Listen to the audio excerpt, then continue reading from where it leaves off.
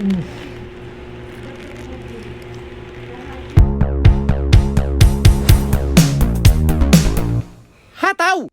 At nandito ngayon tayo sa may Rocayas Halal Authentic para tikman yung kanilang mga pangmalakasang Arabic and Filipino food. So huwag na nating patagalin, let's go!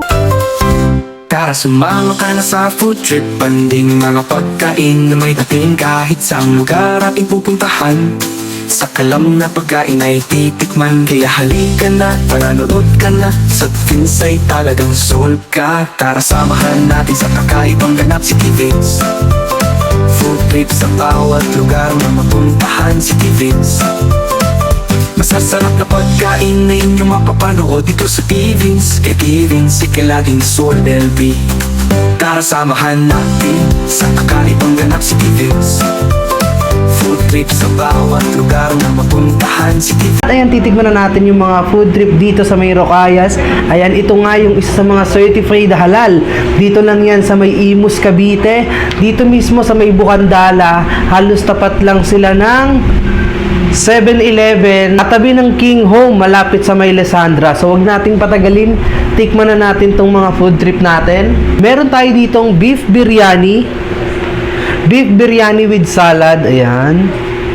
Meron din tayong beef shawarma. Meron din tayo ditong pizza, beef shawarma with toppings. Yan guys, ayan, parang overload na overload siya. Okay. Meron din tayo ditong beef siomai. Ito yung beef siomai natin. Ayan o. Gravy yan. Homemade talaga nila to guys. Meron din sila ditong nachos with beef toppings. Ayan o. Grabe yan. So tikman na natin to guys. Tikman na natin tong beef biryani nila. Beef biryani nila with veggie salad guys. With veggie salad. Tikman muna natin yung meat.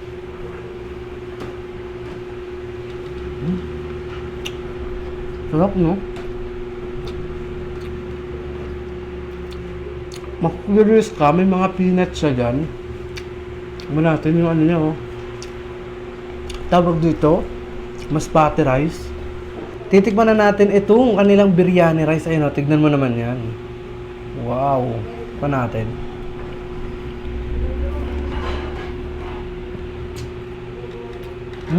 Malinam-nam siya, no? Ano papasarap sa kanya? Itong nakatapin sa kanya.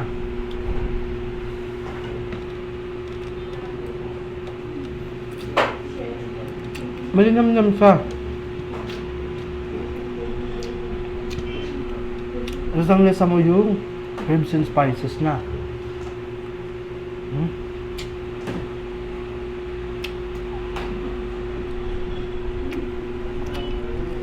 Grabe. Manatin yung ano. Ano to? Ito yung ano, salad. Ito yung vegetable salad niya. Manatin, oh.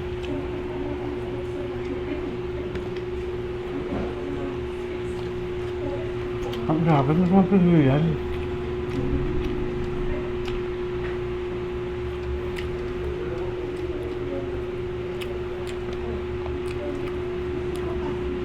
Kaya para sa mga ano natin, sa mga naghahanap ng ano,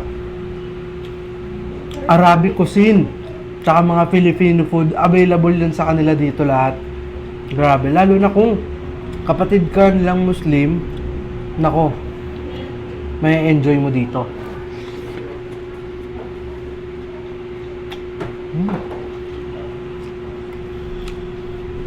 Ano?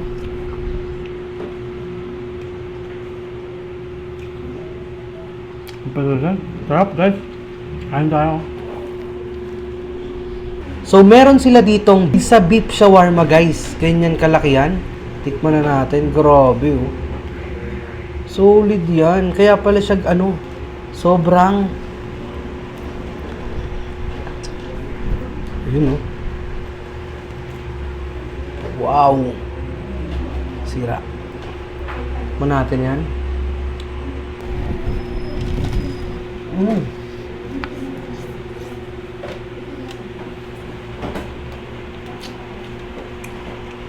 Ang sarap ng mga ano nila dito.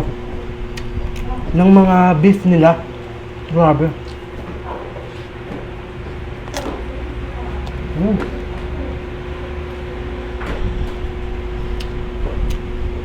Bagay na bagay dun sa sauce nila at sa vegetable. Nagka-complement talaga yung pagkakatimpla. Grabe. So, mayroon na siya, nilagyan na natin siya ng garlic sauce. Lagyan pa natin ng garlic sauce. Only naman yung garlic sauce nila. Uy, na garlic sauce yung ko. Okay? Stop.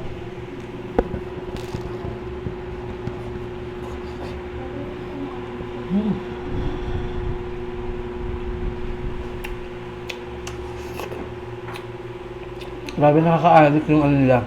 Garlic sauce nila. Yung garlic sauce nila kasi is homemade. Hindi siya yung nabibili-bili lang sa palengke.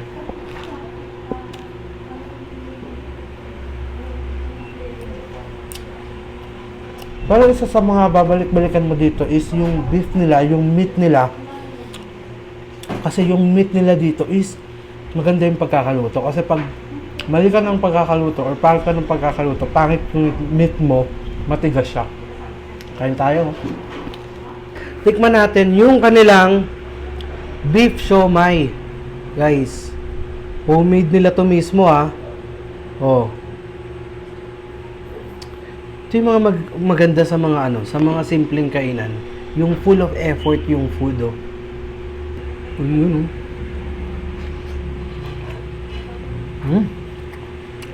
Masarap siya, damihan mo pa ng sauce. Ayun.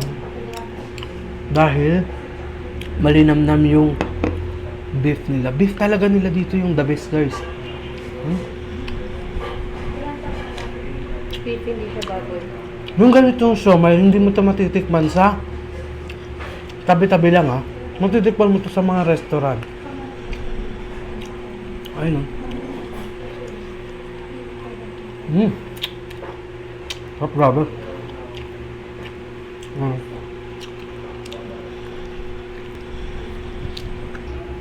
Tikman natin yun,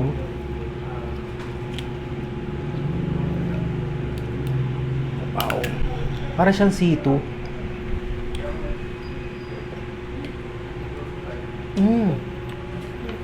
Para siyang fresh na prutas. Bagay na bagay siya sa mga sa mga food dito. Ang beef shawarma, grabe, tingnan mo kung gaano kalambot yung pita. Big pa nito yung mga big brand. Ibig sabihin, pag ganito kalambot yung pita mo, grabe yung quality niyan. Bango. Lagyan natin ng garlic sauce. Wait lang. Ulit. Kana. Garlic sauce. Pagalitan tayo dito. Pero grabe, sarap nito. Tikman natin.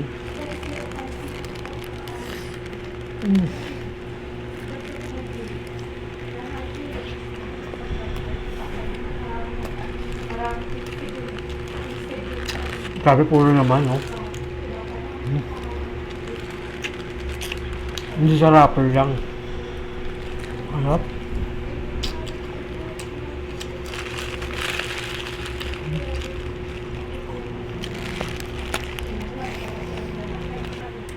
Lastly, titikman na natin yung kanilang nachos. Grabe, parang overload nachos na to. Tikman natin yung nachos.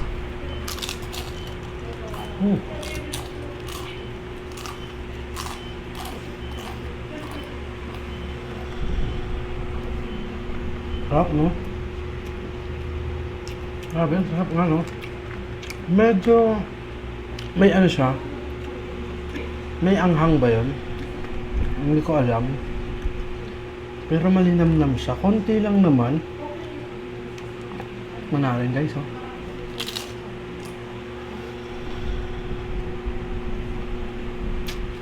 Paano, guys? Hindi ko na patatagalin. Huwag nyo na rin patagalin. Dayuhin nyo na itong rocallas. Manalo yung mga food trip dito. Hanggang sa susunod. Paalam.